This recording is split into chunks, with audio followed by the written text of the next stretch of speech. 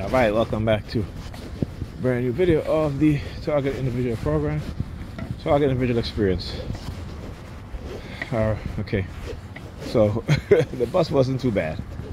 I mean, they did have this one woman come on there, again, swinging her feet.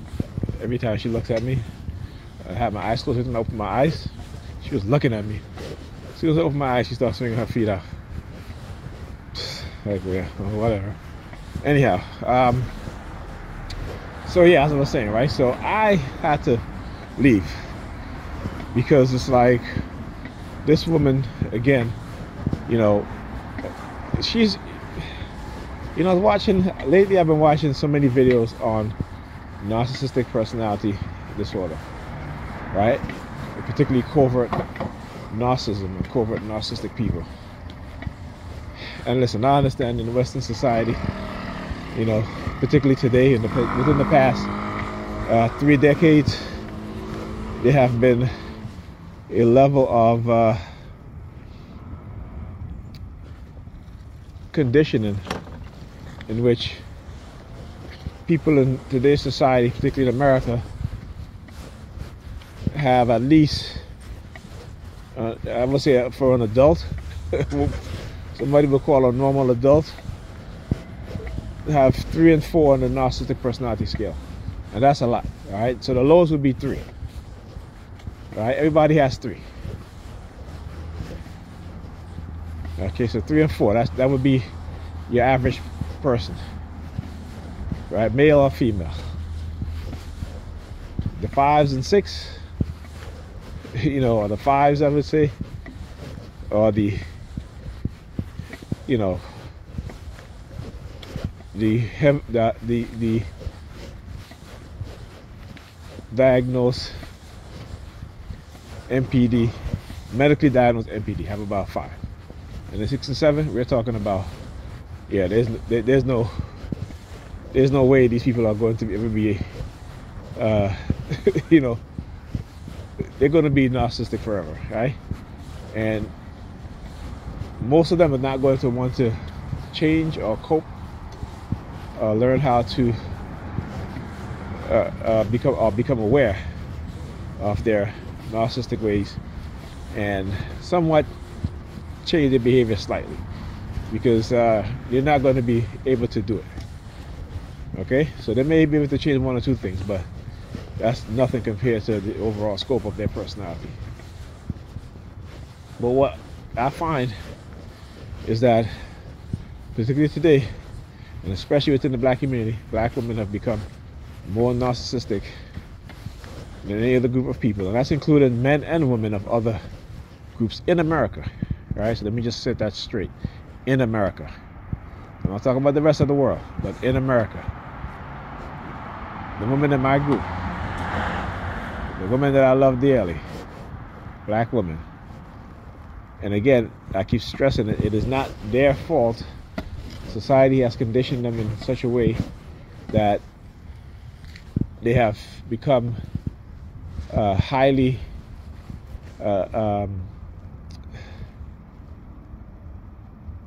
they seek a high level of attention, right? They tend to want to emulate people who are not women. I'm talking about the cross-dressers in the 90s, the trans, you know. So when you look at how they're wearing their makeup, you know, their hair, the type of clothing that they wear, you know, it's reminiscent of the cross-dressing era and the early trans era, right? And this is who they emulate and see as women, but those are not women. Okay, these are people with mental illness and who will exaggerate trying to look like women because they have to. But as for black women, they don't have to. You're a biologically born female. No, look, everybody's gonna find you attractive, and that's okay.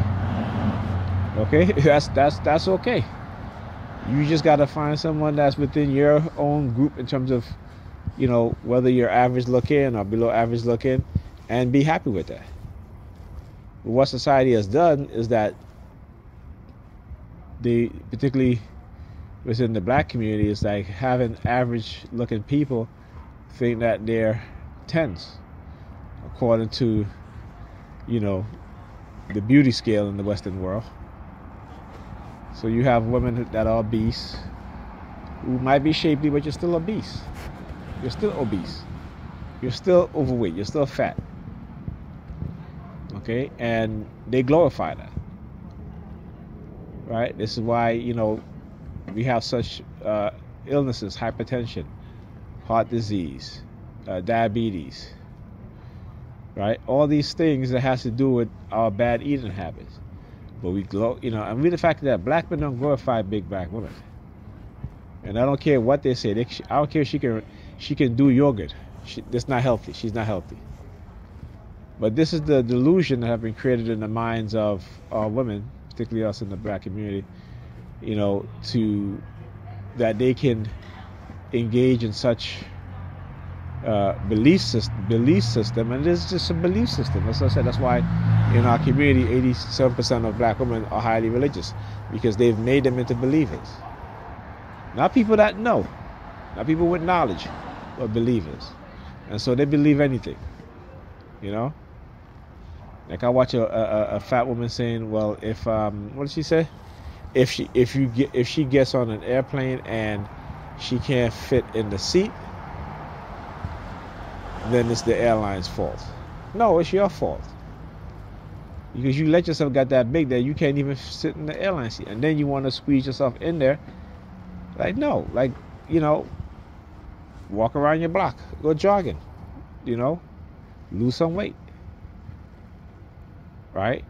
But, I talk about corporations and how they engage with the U.S. government, its military, its security agencies, in creating psychological programs to keep people, or to have people have a certain mindset.